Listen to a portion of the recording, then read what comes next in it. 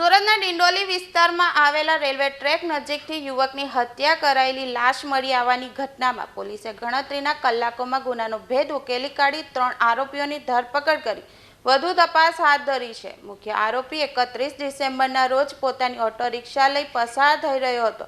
તે વેળાએ મૃતકે auto rickshaw રોકી તેની સાથે ગાળમગાળ અને મારઝૂડ કરી હતી, જેની અદાવત રાખી મુખ્ય આરોપી સહિત તેના મિત્રોએ મૃતકને ચપ્પુના ઘા ઝીકી મોતને ઘાટ ઉતારી દીધો હતો, જે ગુનાની કબૂલાત આરોપીએ પોલીસ પૂછપરછમાં કરી છે। આરોપીએ પોલીસને જણાવ્યું હતું કે પોતાનો બદલો વાળવા માટે ઘટના સ્થળેથી ઓટો રિક્ષા લઈ ચાલ્યા ગયા બાદ ફરી પોતાના મિત્રો શ્રવણ ઉર્ફે રાહુલ અને હિમાંશુ ઉર્ફે કાંચા સાથે લાકડાના ફટકા અને ચપ્પુ લઈ મહાદેવનગર રેલવે પટરી ઉપર પહોંચ્યો હતો।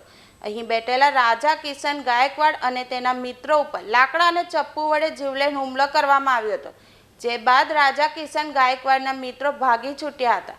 જ્યારે હાથે ચડી ગયેલા રાજા કિશન ગાયકવાડ ઉપર પોતે અને તેના મિત્રો ચપ્પુ અને લાકડાના ફટકા લઈ તૂટી પડ્યા હતા, જે હુમલા બાદ ત્રણેય શખ્સો ફરાર થઈ ગયા હતા। જે ઘટનામાં રાજા કિશન ગાયકવાડનું મોત નીપજ્યું હતું। હાલ તો ઘટનામાં ત્રણેય આરોપીઓની ધરપકડ કરી વધુ તપાસ ડિંડોલી પોલીસ દ્વારા હાથ ધરવામાં આવી છે। 31 ડિસેમ્બરની રાત્રિના સમયે ડિંડોલી પોલીસ સ્ટેશનના નવાગામ વિસ્તારમાં રેલવેની પટરી પાસે એક મર્ડરનો બનાવ બન્યો હતો। આ ઘટનામાં હકીકત એ મુજબ છે કે આશરે 11:30ની આસપાસ એક વ્યક્તિ ઉદય ઉર્ફે ગોલુ વાસુદેવ પાટીલ આ નામનો વ્યક્તિ ત્યાં રેલવે પટરી પર બે માણસો બેસેલા હતા, એને જઈને ચપ્પુના ઘા મારે છે અને એની હત્યા નિપજાવે છે।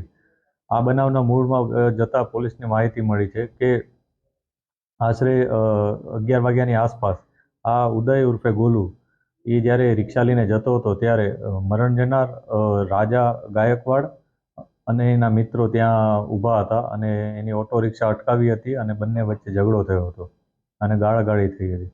આ અનુસંધાને ગુસ્સામાં આવી જઈ અને એણે જે હત્યા કરનાર વ્યક્તિ છે એણે પોતાના બે મિત્રો રાહુલ રાજકુમાર ઉમરવેશ અને હિમાંશુ ઉર્ફે કાંચા વિજય મોર્યા આ ત્રણેય વ્યક્તિઓ ત્યાંથી ગયા અને ઘરેથી કેક કાપવાનું ચપ્પુ લઈને આવ્યા અને સાથે લાકડા પણ લઈને આવ્યા હતા અને આ બધા હથિયારો લઈ અને એ લોકોએ પટરી ઉપર બેસેલા બંને વ્યક્તિ ઉપર અચાનક હુમલો કરી દીધો હતો અને આ હુમલા અનુસંધાને એમાંથી એક વ્યક્તિ ત્યાંથી ભાગી ગયો હતો, જ્યારે બીજો વ્યક્તિ જેનો મુખ્ય ઝઘડો થયો હતો એ રાજા ગાયકવાડનું ત્યાં મૃત્યુ થયું હતું સ્થળ ઉપર।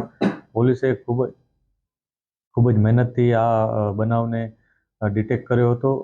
પોલીસની અલગ અલગ ટીમો કામે લાગી ગઈ હતી અને વિસ્તારમાંથી આ ત્રણેય આરોપીઓને પોલીસે ઝડપી પાડેલ છે।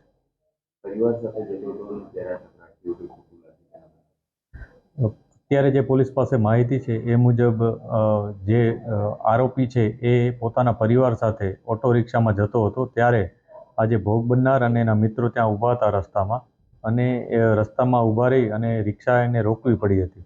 આ રિક્ષા રોકવા માટે રોક્યા બાદ એ લોકો વચ્ચે તકરાર થઈ હતી કે રિક્ષા કેમ ફાસ્ટ ચલાવે છે અને રોકી કેમ, આ સામસામે આવી વાતો થઈ હતી અને ત્યારબાદ જે લોકો ભોગ બનનાર હતા એ લોકોએ એમની સાથે ગાળાગાળી કરી હતી, એને માર માર્યો હતો એવી પ્રાથમિક વિગત પોલીસને મળી છે। પોલીસ આ તમામ હકીકત વેરીફાઈ કરી રહી છે। ત્યારબાદ જ્યારે આ વ્યક્તિ આરોપી ત્યાંથી ઓટો રિક્ષા લઈને જતો રહે છે અને પોતાના ઘરે જાય છે, પોતાના પરિવારને ત્યાં ઘરે ઉતારી દે છે અને ઘરેથી કેક કાપવાનું ચપ્પુ લઈ અને પોતાના મિત્રો સાથે આ બનાવ માટે રેલવે પટરી ઉપર આવે છે। આમાંથી જે આરોપી પકડાયા છે 3, એમાંથી જે મુખ્ય આરોપી છે ઉદય ઉર્ફે ગોલુ વાસુદેવ પાટીલ, આ જે વ્યક્તિ છે એ અગાઉ પણ ડિંડોલીમાં જ મારામારીના આ પ્રકારના ગુનાઓમાં સંડોવાયેલો હતો। આ ઉપરાંત પોલીસે અગાઉ એની પાસા પણ કરેલી હતી। હાલ પોલીસે તેની ધરપકડ કરી લીધેલ છે। આ ઉપરાંત અન્ય જે 2 આરોપીઓ પકડાયા છે એ લોકોનો કોઈ ગુનાહિત ઇતિહાસ છે કે નહીં એની પણ પોલીસ અત્યારે તપાસ કરી રહેલ છે।